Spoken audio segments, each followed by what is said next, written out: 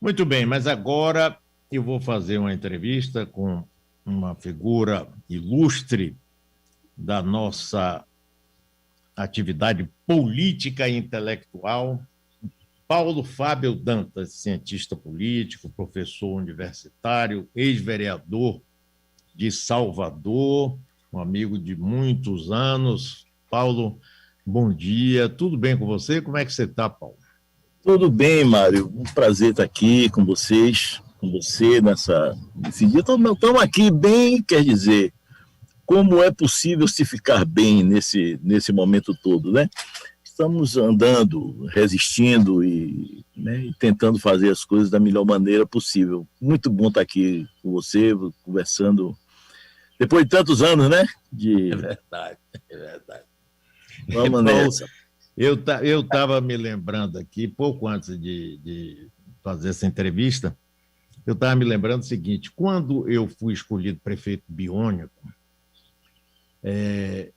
Antônio Carlos Magalhães, que era o governador que me escolheu, disse: olha, você escolhe todo mundo que você quiser, mas o secretário de Educação, eu tenho um amigo meu lá de Itabuna que eu quero escolher. E tá. Aí foi anunciado Fábio Dantas, que é o nome dele. Lá de Itabuna. Todo mundo achou que fosse você, não foi, Paulo? Não, Mário. Todo mundo. Eu tinha na época, Mário, 24 anos de idade. Todo mundo achou que era meu avô. Ah, seu Meu avô, avô, é isso mesmo. ele tinha sido vereador no tempo de Antônio Carlos prefeito. Era Ah, é professor, mesmo. tinha sido diretor do Instituto Normal da Bahia e tal. E aí meu avô já estava, isso foi no ano que ele morreu, inclusive. Foi um pouco meses antes dele falecer. O telefone da casa dele não parou de tocar. O nome do secretário era Antônio Fábio Dantas. Né? Isso, O nome isso. de meu avô era Paulo Fábio Dantas. Eu tenho o nome dele, na verdade. Eu sou Paulo Fábio É. Dantas Neto. Mas o Antônio Fábio Dantas, que eu terminei conhecendo, tem algumas coisas muito pitorescas com esse negócio aí do nome. Algum tempo depois, 3 anos depois, eu fui candidato a vereador, né? Em Sim. 82. E aí, o Antônio Fábio era uma figura que era secretário, era conhecido. E aí sai o seguinte comentário. Eu era candidato pela oposição, né, Antônio Carlos, e sai o seguinte comentário na Tribuna da Bahia, na coluna Raio Laser. Enquanto esse rapaz aí que é candidato do Partido Comunista a vereador fica falando mal do governo, o pai dele, ou o tio dele, sei lá, fica aí prestando serviços a Antônio Carlos Magalhães, botando o Antônio Fábio como se fosse meu parente. Eu tive de dizer, não, ele não tem. E alguns anos depois, eu já deputado estadual, um dia eu É, chego em Piauí, para é. ficar falar das coisas do partido, não sei o quê, um rapaz da rádio me recebe, para eu dar uma entrevista na rádio, aí me deixa à vontade, sai da rádio, me deixou com o microfone, eu fiquei lá 20 minutos falando para a população lá, e quando ele voltou, ele chegou para mim e fez assim, muito bem, eu agradeci, muito bem, ele disse, sim, e aí, como é que está seu pai? Eu disse, meu pai, você conhece meu pai? Ele pensou que eu era filho do Antônio Fábio Dantas e me Sim. franqueou o microfone. Aí, depois ele ficou verde quando eu disse, não tenho nada a ver com ele, não. Houve várias vezes houve várias vezes esse tipo de coincidência com o nome do Antônio Fábio, que era um professor, né, o cara lá da região do Sul, né, do É de estado, Itabuna, era de tá bom, Itabuna. não sei. Na realidade, ele tinha sido indicado por. Rapaz, agora você sabe que a velhice é uma merda, né? Estou começando a Félix saber. Mendonça, tá sabendo? Sim. Félix Mendonça, que Sim. era de lá de Itabuna, foi prefeito todo. Agora, Paulo, outra coisa, você foi eleito vereador, você era do Partido Comunista do Brasil, partidão, Não, mas foi brasileiro. eleito, Comunista né? brasileiro. Brasileiro, desculpa, brasileiro. Isso. Mas foi eleito pelo MDB, porque naquela Isso. época, né, não existia, ainda era ditadura militar. Hum, Aquele hum. momento em que dos 33 vereadores, 27 ou 26 foram da oposição, foi o primeiro recado de Salvador para Antônio Carlos Magalhães, que era todo poderoso na época? Olha, eu acho que foi sim, mas ao mesmo tempo eu acho que isso foi um pouco, Mário, superestimado por nós, né? Na verdade, a Câmara que se elegeu ali era uma Câmara artificial, né? Porque ela teve a ver, aquela eleição de um número, um número tão grande de vereadores de oposição e vários de esquerda ali no meio, né? Se deveu muito a um fenômeno eleitoral que foi Eliana, né? 97 mil votos naquele tempo, né, para a eleição de vereadora. O que aconteceu? A Eliana arrombou os redutos, né, dos candidatos que eram candidatos de bairro, candidatos tradicionais, que perderam competitividade, e isso deu competitividade a um conjunto de candidatos que eram do MDB e alguns deles da esquerda, que dificilmente teriam condição de chegar onde chegaram na Câmara se não tivesse havido, por razões do sistema eleitoral, né, o voto de legenda, toda essa coisa do voto proporcional chegou ali. Então, nós vivemos uma experiência que foi, você participou disso, porque você era um líder, tinha sido rompido com o Antônio Carlos, e aquilo ali terminou desaguando depois na sua eleição em 1985. Primeira parte do nosso mandato, nós nos relacionamos com você como um líder da oposição, Antônio Carlos. E na segunda parte do mandato, que durou 6 anos, nos relacionamos com você como prefeito eleito, foi a mesma Câmara. E é interessante porque nós imaginávamos que aquilo refletia um movimento da cidade. Era um movimento da cidade, claro que era, não deixava de ser. Mas a realidade da cidade já era, naquele momento, muito mais... tinha muito mais a ver com as câmaras que se elegeram na sequência, né? A composição social da cidade, o voto clientelista, todas essas coisas que se afirmaram, deixaram de se afirmar durante aquele momento. Aquilo foi um hiato. Aquela Câmara foi um hiato na história política de Salvador. Foi muito bom, porque acho que algumas coisas terminaram sendo conquistadas ali, né? Alguns instrumentos legais, inclusive, antes da própria Constituição brasileira, lei do solo, uma série de coisas ali, né? Eu acho que houve o prefeito Manuel Castro cortou um dobrado ali, né? Com essa bancada de oposição, ele como prefeito nomeado. Aliás, eu acho que é uma justiça que precisa fazer a Manuel, entendeu? Eu acho que ele lidou com aquilo de uma maneira muito, né, assim, muito paciente. Ele sempre foi um democrata, né, Paulo? Claro que ele era um democrata, uma figura muito séria, muito comprometida com a cidade, né? Agora estava vinculado a uma força que naquele momento estava em descenso e vinculada à imagem do regime autoritário, e naquele momento não tinha jeito para ele, né?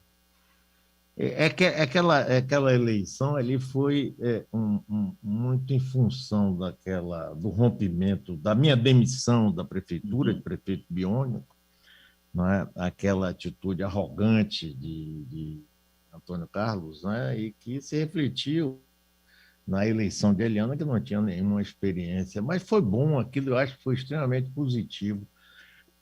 Paulo, em seguida, aí eu queria falar com você, porque agora, em 15 de março, 50 anos que a ACM chegou ao governo a primeira vez, que foi a parte mais, quer dizer, o início mais marcante dele como líder político, foi não na prefeitura. A prefeitura embasou e ajudou ele a chegar ao governo, mas, para mim, eu não sei se você concorda, porque se eu estou lhe ouvindo, você é um estudioso disso, você escreveu um livro fantástico sobre esse assunto, sobre o Carlito. Se você acha que aquele foi o momento, e aí? Bom, eu quero ouvir você, eu não quero falar, não, que Mário, veja só, eu acho que quanto à parte mais administrativa, que eu estou conversando com uma pessoa que foi central naquela gestão, né? Você foi secretário de Planejamento, foi o primeiro, né, secretário de Planejamento de uma secretaria recém-criada. A gente pode conversar sobre isso, mas aí conversar mesmo. Na verdade, eu ouviria você mais do que falaria sobre isso, até porque, aliás, você me deu uma das melhores entrevistas que eu fiz para esse trabalho que resultou no livro, né? Não sei se você se lembra disso, mas você me aturou claro. 4 vezes. Eu fui 4 vezes à metrópole para conversar com você, porque a entrevista não se concluía, né? Você foi de uma extrema generosidade e disponibilidade, e eu vou lhe dizer aqui, sem querer jogar confete de maneira alguma, todos os meus colegas, amigos com quem eu comentei essa história do livro, Mário, eu entrevistei 33 pessoas das mais diversas orientações e que tiveram as mais diversas interfaces com Antônio Carlos Magalhães. durante o período de trabalho dele de 54 a 78, que o livro para lá em 78, né? E eu posso dizer, sem nenhum favor, sem nenhum tipo de demagogia, que a sua entrevista foi uma das entrevistas mais esclarecedoras para criar uma espécie de fio da meada do entendimento do que foi Antônio Carlos naquele momento. Eu considero, Mário, em relação ao que você perguntou, o seguinte: eu acho que aquele foi o momento da consolidação do poder pessoal de Antônio Carlos na Bahia, em que ele passa a se transformar não apenas numa figura proeminente de uma elite dirigente colegiada, como era dos anos 60, Juracy, Luiz Viana, ele, secundariamente Lomanto, mas principalmente ele, Juracy e Luiz Viana Filho. Ali nós tínhamos ali uma liderança, uma elite dirigente colegiada que se articulou com o golpe na última hora, porque é muito importante verificar isso, né? A direção da UDN baiana, até 6 meses antes do golpe, 8 meses antes do golpe, ela tinha uma posição oposta de Carlos Lacerda. Ela tinha uma posição que era de compor, buscar aproximação com o PSD, buscar aproximação com Juscelino Kubitschek para isolar o PTB, o Jango, etc. Então, a política, eles jogavam com a política. Eles eram de uma ala pragmática da UDN, eles não tinham relação com aquela atitude ideológica do Carlos Lacerda, que fazia muita fricção. Então, o que aconteceu? Eles embarcaram naquele momento no golpe, porque o cálculo ali era o seguinte: eles estavam no governo de Lomanto, eles estavam participando de uma aliança com o partido de Jango no governo de Lomanto, então eles tinham que perder com o golpe. Né? Eles tinham que perder com o golpe, mas eles conseguiram, eles fizeram um cálculo e viram que ali era uma chance da UDN tomar conta do governo Lomanto. E eles terminaram fazendo isso no segundo tempo. O preço que Lomanto pagou para continuar foi ter que ter um segundo governo dele completamente diferente do primeiro, depois de 64. E aí esses líderes, o Juracy, o Antônio Carlos, o Luiz Viana, eles assumiram um controle, e o Antônio Carlos, me parece que durante o período que você está se referindo, é o momento em que ele disse: bom, agora acabou o período da liderança colegiada, agora sou eu. Né? E ele trabalhou do ponto de vista político, foi isso que ele fez. Mas acho que essa viagem do Antônio Carlos, ela era uma viagem, digamos assim, um pouco idealista, né, no sentido de não ser totalmente realista, porque ele não teve, só aos poucos ele foi tomando consciência de que a realidade do país não permitia a formação de uma liderança regional com o grau de autonomia que ele desejava. Né? Ele precisou tomar 2 porradas para entender isso. A porrada do Banco da Bahia, né, da venda do Banco da Bahia, e depois o revés na sua sucessão, quando ele não conseguiu emplacar o seu sucessor. E aí talvez aí o Antônio Carlos era um político muito pragmático, né? Ele entendeu, e a passagem da Eletrobras, que você também acompanhou junto com ele, foi essencial para esse salto, né? Ele compreendeu naquele momento que, se ele quisesse segurar o poder na Bahia como ele desejava, ele precisava de uma conexão nacional que fosse forte, coisa que ele não tinha, a meu ver. Posso estar enganado, você tem mais informação do que eu quanto a isso, mas me parece que ele não tinha essa conexão nacional tão forte nesse período, e esse era o seu limite. Então, por isso que eu considero que 74, o fim do seu governo e o revés que ele sofreu na sucessão que terminou dando em Roberto Santos, no governo, significa o período que eu chamo de primeiro carlismo. Né? É a consolidação do primeiro carlismo, seu encerramento. E a partir de então, quando ele retorna, segundo você, retornou de má vontade, né, ao governo do Estado, ele não queria, você me falou uma expressão interessantíssima, sopa fria, né, uma coisa desse tipo assim. Casamento de viúva. Viúva. Isso aqui é casamento de viúva. Ele aí já volta num outro registro, baiano nacional.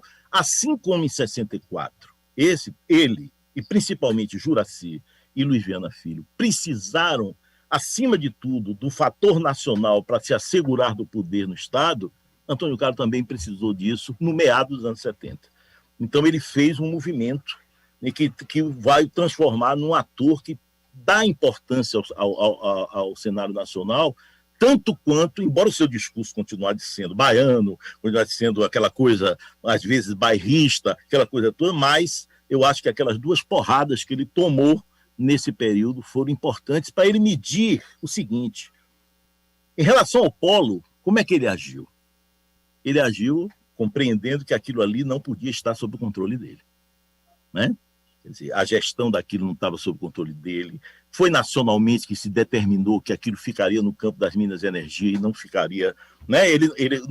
A burocracia do Estado, o seu papel como secretário de Planejamento, me pareceu, eu estou de fora, você vai poder dizer isso, que você teve compreensão, e ele também, de que havia um limite ali. Qual era o limite? Você ia trabalhar com a agricultura, com a agroindústria, com a possibilidade de fazer o planejamento daquilo que competia à liderança estadual.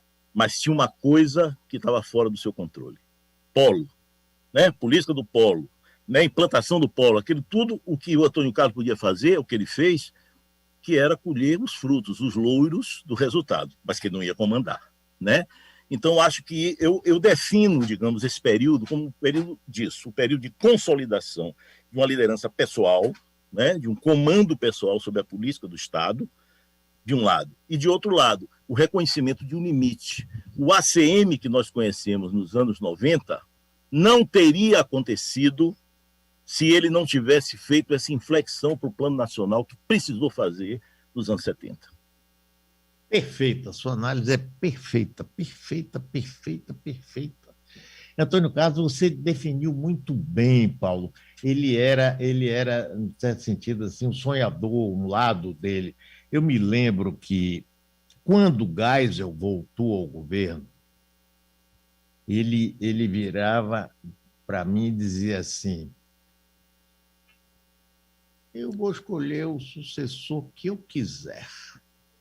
Eu já falei, primeiro ele estava encantado com o Sandy, já falei para o Sandy comprar o terreno da posse. E aí eu me lembro que um pequeno detalhe, teve uma viagem para Londres, eu fui convidado, sei lá, uma coisa qualquer. Aí Sandy vira para mim e disse: Mário, vou até pedir para você comprar um tropical inglês para minha posse de governador. E diz: rapaz, dá uma azar danada, fique quieto, você ainda não chegou lá. Mas ele era outro sonhador também. Então, ele tomou realmente uma senhora portada, porque você veja, ele começou a brigar com o Juracy antes da posse dele, numa festa na casa de um empreiteiro, Sérgio Pedreira, aqui no Corredor da Vitória. Tiveram fisicamente assim uma discussão desagradabilíssima, segundo o Iviana Neto, que estava lá, que outro dia deu esse depoimento. Depois ele foi para o jornal, no Globo, brigaram, aí ele xingava a Juracy, que estava a serviço da Ericsson, a serviço do Monteiro Aranha, que não, sabe? E ele foi brigando com um por um, né? Mas quando chegou em 74, sua análise é perfeita. Ele tomou um tombo tal que ele viu que não era assim. E ficou muito tempo. Ele entrou num processo depressivo, pessoal, quando ele viu o Roberto no governo, que ele tentou que o Roberto fosse... Roberto não comeu nada, né? E aí os deputados todos fugiram e tudo, e Geisel nada, falaram no Ministério do Índio, Ministério não sei o quê, para ele. No final, ele foi para a Eletrobras porque Shigeaki, o japonesinho de Geisel, estava precisando tirar Mário Bering, que tinha 10 anos, era um técnico renomado, conhecido, sério, como presidente da Eletrobras, mas era contra o programa nuclear. Então o EC disse para Geisel: nós temos que tirar Mário Bering, agora não pode ser para botar um outro qualquer. Que tal usar Antônio Carlos? Aí foi essa história. E você está certo, quando ele buscou, e ele foi um dos artífices da candidatura de Figueiredo, aí foi realmente que ele casou com o Nacional. Mas continue, Paulo. É isso, Mário. Veja só, eu não quero que fique uma falsa impressão de que eu tenho de Antônio Carlos a visão de que ele era um sonhador, um romântico. Não, era um político. Né? Ele teve ali, eu diria que é quase que um delírio de poder naquele momento. Isso, mais próximo. Ele não teve noção clara naquele momento de que eles tinham embarcado numa canoa que não era de 64 mais. Que a canoa de 64, a gente sabe, muita gente embarcou ali em 64, mas nem todo mundo ali embarcou esperando ditadura. Né? Muita gente em 64 embarcou imaginando que aquilo ali era para tirar João Goulart, para tirar os corruptos, tirar não sei o quê, e depois tem eleição. né? Quer dizer, e foram tomando tombos liberais, muitos apoiaram aquele negócio ali, né? E terminaram saindo. Mas 68 é um marco ali. Ali é uma decisão, e Médici é o primeiro presidente dessas, né? Na verdade, o grande presidente dessa radicalização do regime, que é exatamente quando Antônio Carlos Magalhães faz a passagem da prefeitura para o governo do Estado. É impressionante a performance do Antônio Carlos naquele momento. Você deve ter acompanhado, porque você estava com ele desde a prefeitura. Você deve ter acompanhado isso. Eu tenho uma interpretação, Mário, que eu não sei se é correta, mas eu acho que o papel de Luiz Viana ali foi central para que Antônio Carlos Magalhães se tornasse governador da Bahia. O que Luiz Viana fez dentro da arena, né, para liquidar com as pretensões de Lomanto, que estava ali mexendo lá com os generais para tentar conseguir, e o Antônio Carlos conseguiu uma indicação num processo em 1970, 69 para 70, em 70, aquela indicação 70. Ali foi um círculo altamente fechado dos militares. E é impressionante que Luiz Viana e Antônio Carlos trabalharam a Arena Baiana como se fosse pré-eleição. Eles trabalharam, eles fizeram questão de disputar os diretórios, eles fizeram uma mobilização política e liquidaram o Lomanto dentro do partido.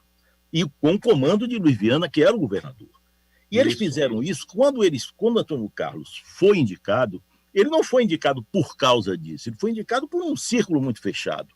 Mas eles chegaram lá para esse círculo fechado com um cacife político local de controle da política baiana, de tal maneira que aquilo passou a ser essencial para a Médici, para a popularização de uma ditadura que se fechava e que precisava ter seus condutos de conexão popular. O Antônio Carlos se aproveitou disso maravilhosamente, porque ele se fez, eu me lembro de ter lido, quer dizer, as declarações dele. Eu sou um candidato, eu fui escolhido pelo presidente Médici. Só a ele eu devo lealdade e ao povo da Bahia. Veja as duas coisas, né? Ao Médici e ao povo da Bahia.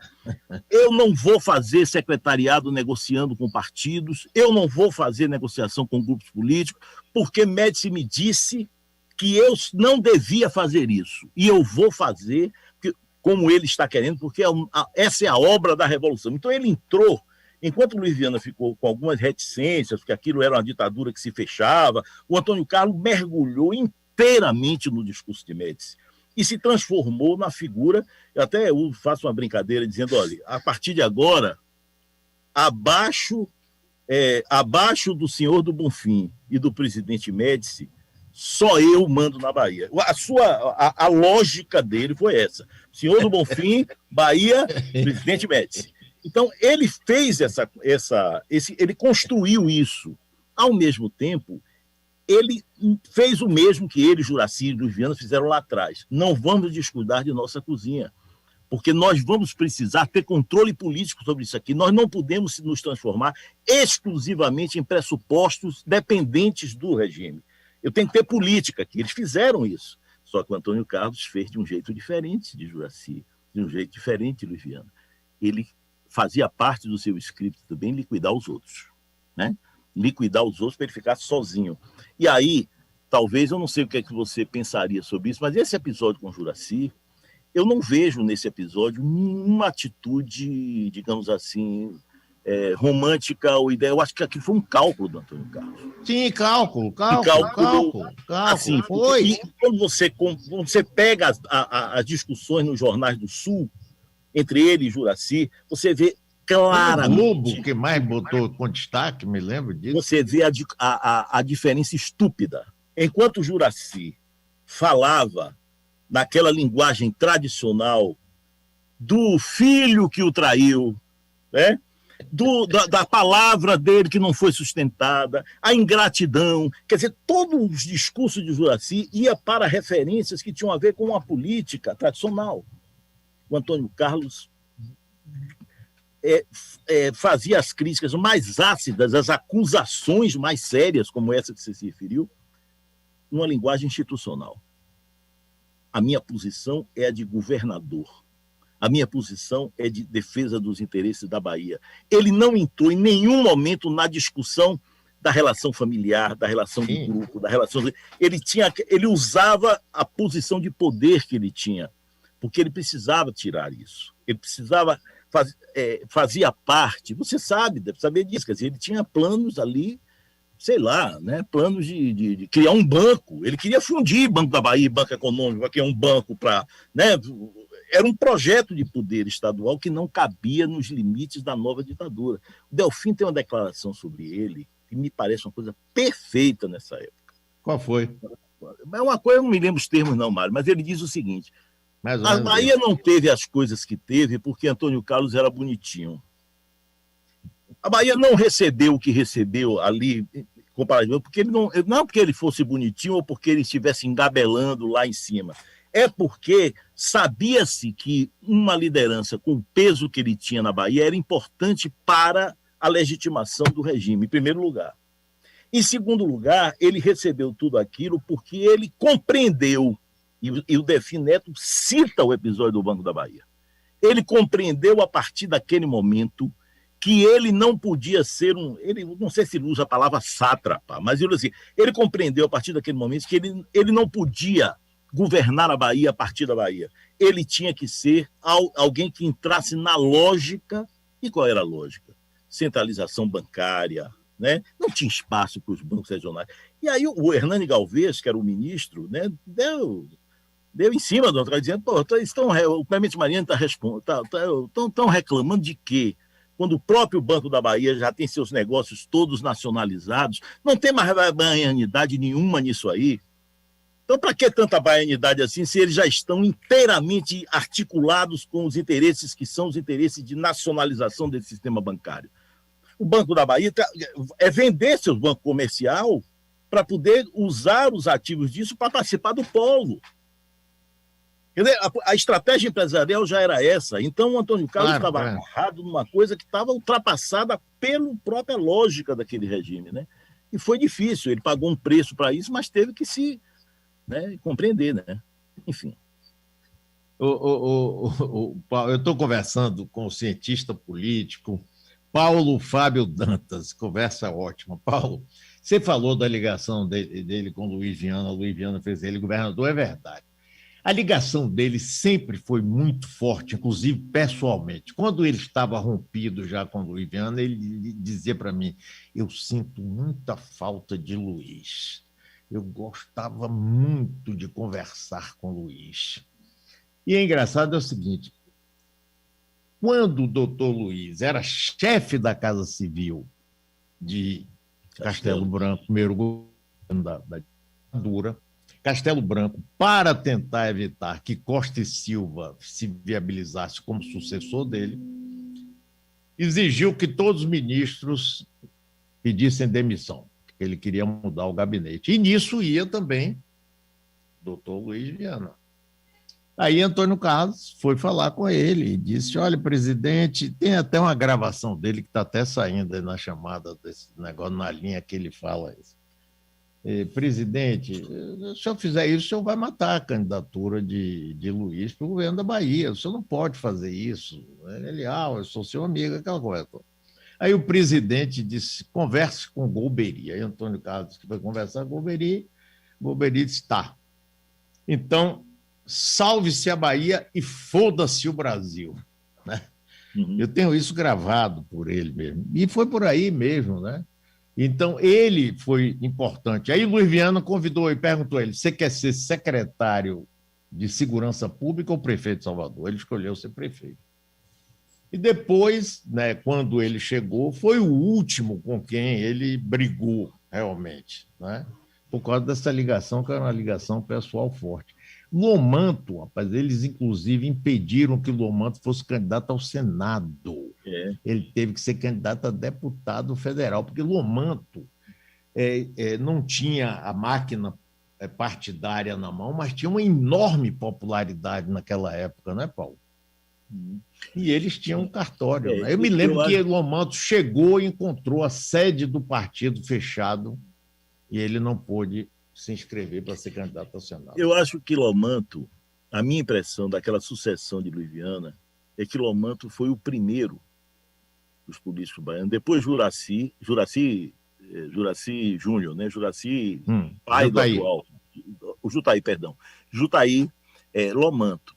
Jutaí depois a própria oposição feita pelo Jornal da Bahia, que foi forte, né? No período logo imediatamente posterior, ou desde então.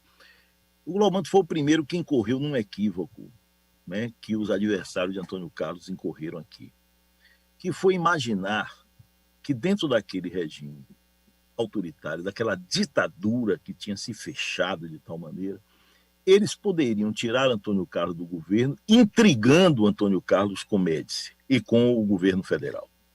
Então eles vinham com a ideia, e o Lomanto trabalhou muito com isso, né? Trabalhou nas gestões para tentar ser candidato, voltar ao governo em 70, tentar argumentar que o Antônio Carlos era um cara que não tinha fidelidade. Imagine, Lomanto, que tinha sido aliado de Jango, né? Querer convencer militares de que Antônio Carlos não era confiável, porque Antônio Carlos perseguia pessoas aqui e criava problemas que impopularizariam o regime. Enquanto, na verdade, Antônio Carlos estava disposto ali a fazer o jogo que fosse necessário para o regime naquele momento. E quem estava em Brasília sabia disso, que aquele era um quadro com que eles poderiam contar, porque aquele quadro ali não tinha escrúpulos e limites de ordem, digamos assim, ideológica, né, para fazer isso ou aquilo. Ele não teria os milindres que algumas lideranças liberais da Bahia tiveram. Então, ele era o quadro adequado para aquela ditadura. Então, esses que se opuseram a ele, Jutaí, Lomanto, o próprio Jornal da Bahia, não entenderam de que para enfrentar Antônio Carlos, eles só poderiam enfrentar Antônio Carlos se enfrentassem a política do regime e não tentando se vender a Médici como mais confiáveis do que Antônio Carlos Magalhães. Aquilo foi uma morte, né? E aí muito interessante as coisas paradoxais, né, Mário? O Antônio Carlos, em 70, ele foi indicado governador por um círculo muito estreito, militar de escolha. O poder civil, a liderança civil não teve qualquer tipo de influência naquela escolha. Muito bem. Em 74, o que é que aconteceu? Você teve já um processo sucessório um pouco mais arejado. A figura do Petrônio Portela, né, que era o presidente da Arena, o presidente do Senado depois. Quer dizer, o Petrônio Portela influiu ali. E foi, pelo que se diz, um fator decisivo para escolher o Roberto Santos, que era uma espécie de vice de todos os outros, né? Jutaí queria ser, Lomanto queria ser, Luiz Viana queria que o filho fosse, mas já que não dava para nenhum deles, porque Antônio Carlos vetaria, o Roberto Santos foi o vice de todos eles, o candidato que terminou sendo, e o Antônio Carlos terminou sendo vencido por essa coalizão. Você veja, naquela sucessão de 74, ele estava preparado para enfrentar, fazer o seu sucessor. Se a eleição fosse direta, ele estava preparado para isso. Se houvesse uma eleição direta para governador. E ele estava preparado se fosse um tipo de indicação igual de 70, altamente fechada, só na cúpula militar. Antônio Carlos estava coberto desses dois lados, ele só não estava coberto para aquele processo meeiro que aconteceu, né? Em que você tinha uma coisa, a escolha era militar, mas tinha a política nacional se metendo no meio disso aí. Esse foi o limite do Antônio Carlos, né? O processo meeiro liquidou com ele, né? Liquidou com ele naquela sucessão. Ali, pela ditadura, ele estava pronto. Se tivesse, vai ter eleição direta para governador, ele estava pronto também, né? Mas ele estava pronto para a solução política que terminou acontecendo em vários estados, não foi só aqui na Bahia que aconteceu isso, né? Paulo, engraçado, esse negócio do Jornal da Bahia, eu me lembro também, é até bom, eu queria que você falasse um pouco sobre isso. O Jornal da Bahia, que era um jornal que sempre foi de esquerda, abrigou muita gente de esquerda, o próprio João Falcão tinha sido um líder comunista do Partidão, não é? Eu tenho entrevistas ótimas, inclusive, com ele, contando a história, o tempo que ele era motorista de Prestes. Mas aí, para tentar atacar Antônio Carlos, já que isso iria, eles elogiavam ou alisavam Médici, rapaz, de um regime militar. A mesma história que você falou aí agora, não foi, Paulo? Veja só, eu até preciso até aproveitar, Mário, essa conversa aqui para fazer isso. Ele já faleceu, enfim. O João Carlos Teixeira Gomes, que foi uma figuraça, né? Uma figura que teve um papel fundamental naquela resistência, sem dúvida. Né? Uma figura muito respeitada na Bahia por tudo que ele, né? Ele ficou um pouco agastado, né? Porque lá depois desse meu trabalho lá da universidade que virou livro, eu tratei desse assunto numa nota de rodapé, Mário. Porque eu deixei muito claro que eu não estava estudando tudo sobre Antônio Carlos, porque eu não tinha condição de fazer isso. Eu estava estudando Antônio Carlos em 3 aspectos. A sua relação com o meio político, os seus adversários, os seus correligionários, o partido, quer dizer, o Antônio Carlos dos bastidores políticos, um lado. O outro, o Antônio Carlos administrador, né? Ele, né, como nas atividades administrativas que ele teve, e Antônio Carlos nas suas relações com o mundo do empresariado, da economia, com isso que eu tratei. Eu tratei dessas 3 coisas. Eu não tratei da relação de Antônio Carlos com a sociedade civil, com a imprensa, nada disso. Então, a questão do Jornal da Bahia, que é uma coisa que eu sempre, né, eu respeitei muito aquela trajetória, foi fundamental naquele momento. Mas eu fiz este comentário numa nota de rodapé.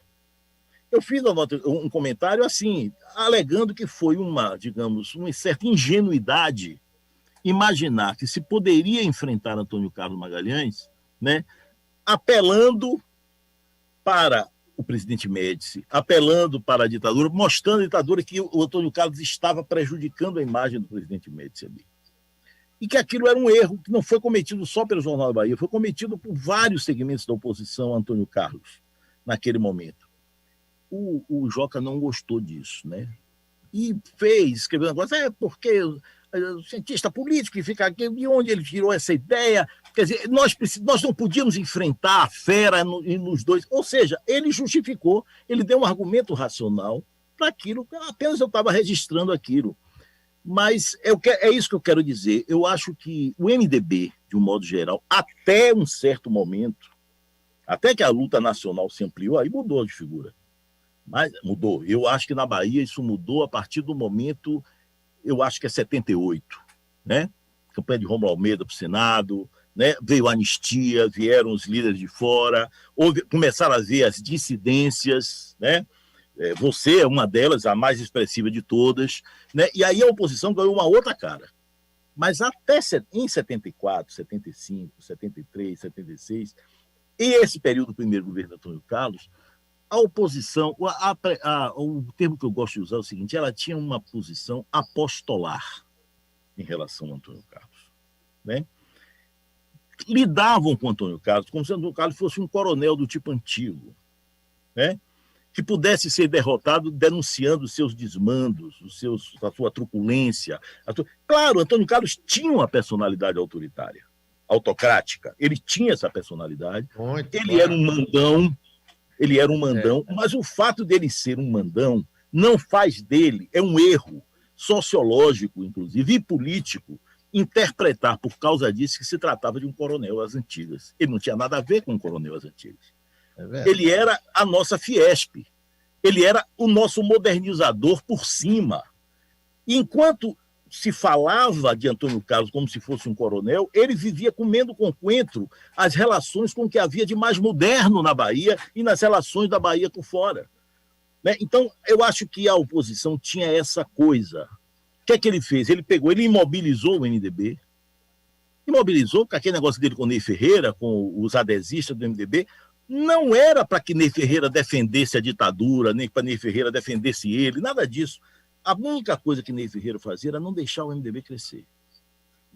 Não permitir que houvesse diretório no interior, pronto, para que a disputa ficasse só entre as facções da arena. Então ele imobilizou, e todas as tentativas de tirar o MDB do controle de Ney Ferreira, que eram feitas junto a Ulisses não podia fazer isso. Ele não podia intervir no MDB da Bahia, porque ele ia mexer com coisas muito mais importantes do PSD, do ex-PSD, Balbino, que era sogro de Ney Ferreira, as ligações que estão dentro do MDB, e a liderança baiana da oposição daquele período não compreendia isso. e ficavam reclamando porque o Ulisses não intervia. Eu não entro na sede do MDB enquanto esse bandido estiver aí. Então o bandido ficava tomando conta. Eu me lembro que nós éramos jovens de 18, 19, 20 anos na universidade ligados ao Partido Comunista, querendo meter... E a gente ia para dentro da sede do MDB. A gente ia para dentro da sede do MDB. A gente era acusado da universidade de ser conivente com a ditadura, que não sei o quê, porque a gente entrava e terminamos ficando amigos de Dionísio Azevedo, você deve lembrar dessa figura. Ah, demais. Dionísio Azevedo, que era uma figura da Bahia, né? Que era ligado a Ney, secretário-geral colocado por Ney, Roque Aras, né? Que chegou à presidência. Eram figuras com as quais a gente começou a se relacionar, porque a gente sentia o quê? O trabalho político que tinha que ser feito era criar lideranças na sociedade. Aí, gente como Marcelo Cordeiro, gente como Leonelli, eram figuras, lideranças que surgiram no voto. E é no voto que esse negócio vai ser derrotado. Mas é importante que nós tenhamos aqui também algum tipo de acesso ao MDB, né? Mas uma parte da oposição baiana tinha aquela coisa: não, eu não vou me misturar, né? Não vamos nos misturar com isso que está aí, então preciso que antes venha uma mão da providência, tire Ney Ferreira daqui, para a gente limpar a casa, para a gente entrar. O Antônio Carlos nadou de braçada durante um século, uma década com isso. Até que o enfrentamento passou a acontecer para valer e o Ney Ferreira perdeu o partido como? Perdeu o partido do voto. Quando se reelegeu com dificuldade, em 78, enquanto você começou a ter um conjunto de candidatos com a votação expressiva, e aí cedeu. O Rômulo chegou a assumir aquele negócio, que foi importante, né? O papel que o Rômulo Almeida teve ali naquele instante de se transformar da organização majoritária, numa coisa assim, um papel central ali, e aí começa a inverter, a lógica começa a inverter. Mas o Antônio Carlos, eu acho que ele pôde construir um poder pessoal na Bahia, inclusive por isso, porque eu acho que a oposição não teve clareza suficiente do tipo de adversário que estava enfrentando. Ô, Paulo, eu estou aqui triste agora porque o tempo da gente acabou. Senão vão comer meu fígado. Mas eu quero voltar a conversar com você, se você permitir. Eu adorei essa conversa, maravilhosa, rapaz, fantástica. Albérico Mascarenhas está dizendo aqui, entrevista fantástica, muita gente também, mas Albérico mandando um abraço, foi seu contemporâneo na faculdade, né? Foi, claro. Paulo, tá bom, muitíssimo obrigado, viu, rapaz? Eu que agradeço. Ótimo, rapaz. Que cabeça boa, que inteligência, cultura, rapaz. Parabéns, viu? Seu livro está disponível onde? Rapaz, é o seguinte, meu livro não está disponível. Ele saiu. Não diga um negócio desse. Não, ele está disponível ainda, se você quiser comprar num site da editora. Da editora UFMG, né? Mas ele teve uma péssima distribuição. Ele foi lançado em 2006. Mas eu estou vendo aqui na Amazon, está lá. Está lá, Tradição, autocracia e carisma. Pois é. Paulo Fábio Dantas Neto. É esse livro. Tá. Só que agora o que eu queria, se você me permitir, eu vou aproveitar para dizer o seguinte: esse livro, essa tese, esse livro, eu vou concluir, não vou tomar muito tempo, não, é só para dar uma notícia. Ela parou lá atrás, em 78, 74, 78, a história. O projeto original era chegar até... Eu comecei a fazer esse trabalho em 98, 99. E Luiz Eduardo era a figura que estava em ascensão em 98, ele morreu em 98. Né? Quando eu estava começando a pesquisa. Meu orientador, o professor Werneck Viana, chegou para mim e fez assim: você se lascou. Seu objeto foi embora. Né? Porque o que eu estava querendo fazer era uma história do carlismo que começava em Antônio Carlos e terminava em Luiz Eduardo. Uma espécie de modificação dos termos do grupo como uma sucessão hereditária sem dor. Né? Você teria um outro tipo de político completamente diferente do pai, sucedendo. Não existia o dia seguinte para o carlismo naquele momento, estava resolvido. De uma hora para outra, acabou aquilo e abriu-se uma discussão sobre o futuro do carlismo. Aí o Werneck me disse: olha, recue, encerre seu negócio lá nos anos 70, senão você não vai acabar esse trabalho nunca, você vai ficar correndo atrás do objeto, a cada dia vai aparecer uma coisa nova, etc. E eu fiz isso, segui o conselho do orientador e fiz o livro, foi ótimo, sobre o primeiro carlismo. Só que eu tive muito material, Mário, muita pesquisa que eu fiz sobre todo o período. E eu fiquei com esse material durante mais de 10 anos, 12 anos, 15 anos, sei lá, aqui, usando, assim, alguns artigos que eu escrevia, mas fora de qualquer tipo de publicação. E agora eu vou fazer, né? Eu iria fazer no ano passado, a pandemia não deixou, mas ele está escrito já. É um pequeno coisa, muito diferente desse, que é uma pesquisa de fôlego com esse texto, esse livro aí, mas eu vou fazer um livrinho menor que vai pegar a história até 2007, que vai pegar o período posterior. É uma cronologia, na verdade, que isso foi propiciado porque eu fui chamado, né, pelo Instituto ACM, que estava querendo entrar com um processo para conseguir tombar, alguma coisa desse tipo, o acervo do ACM, e precisava de um texto, de um documento que fosse uma cronologia, né? Então, fiz isso, mas como terminei fazendo um texto que tem uma conotação autoral, né? O pessoal do Estudo ACM disse, olha, tudo bem, você faz com isso o que você quiser depois, né? No sentido de publicar, e eu quero fazer isso. Eu quero publicar esse trabalho, que vai pegar o período posterior. Inclusive, aí eu tive de me obrigar a ler coisas, peguei os diários da presidência de Fernando Henrique, tive de ler todos aqueles para poder pegar a figura de Luiz Eduardo aparece, aí é outra história já, né? Mas, enfim, o livro é esse, ele pega só até 74, Tradição, Autocracia e Carisma. O título desse livro tem a ver com o fato, e a interpretação que faço de Antônio Carlos é que ele foi um político que fez na Bahia uma síntese entre uma tradição política secular, liberal, de poder na Bahia, com a qual ele teve muitos problemas no início, né, e com a qual ele terminou se acertando. O Jornal à Tarde talvez seja uma dos pilares dessa expressão. Então, a tradição baiana, né, a autocracia, que essas são as circunstâncias do regime autoritário que lhe permitiram construir esse poder pessoal, e o carisma como elemento, quer dizer, aquele elemento da especificidade do ator que pôde juntar isso e fazer. Então, essa trinca, tradição, autocracia e carisma, dá título ao livro. Enfim, é uma coisa interessante, que ele saiu no momento em que o Antônio Carlos estava decaindo, né? O Antônio Carlos estava se despedindo do poder na Bahia, depois de ter perdido no plano nacional, ele estava perdendo na Bahia aqui também. E estava cheio de ex-áulicos atirando pedra, né, naquele momento. Gente atirando pedra. Eu digo, não, eu acho que é importante esse resgate histórico para mostrar que uma liderança com a expressão do Antônio Carlos, ela não surge em terra nua. Ela não surge sem articulações, sem cumplicidades, sem uma rede que a explicação tem que ir além do ator, tem que ir além da figura, né? E o Antônio Carlos, portanto, agora é fácil atirar pedra na hora que o cara está decaindo, né? Mas, na verdade, é preciso que esse processo seja reconstruído. Na época era difícil passar uma discussão dessa, num momento que a Bahia estava vivendo uma transição política. Agora, passado esse tempo todo, o Antônio Carlos virou um fato histórico, apesar de estar aí o seu neto na política ainda, de alguma maneira, toda hora fazendo voltar, mas ele é um político que tem um outro tipo de orientação, eu diria assim, mas significa que é possível tratar o Antônio Carlos numa perspectiva de história política mesmo. Já é possível fazer isso. E, portanto, acho que essa atualização desse livro aí, na verdade, o que eu estou fazendo nesse novo é resumir isso que está aí nesse livro de 300 páginas, eu estou resumindo isso, condensando muito e escrevendo a parte de 74 para cá.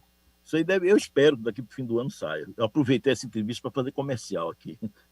À vontade, merecido, maravilhoso. Um abração para você, Paulo. Tá bom, outro, que bom Mário, te ver para conversar. Tá bom. Tchau, Paulo. Pois é, pessoal, essa entrevista maravilhosa com essa figura sensacional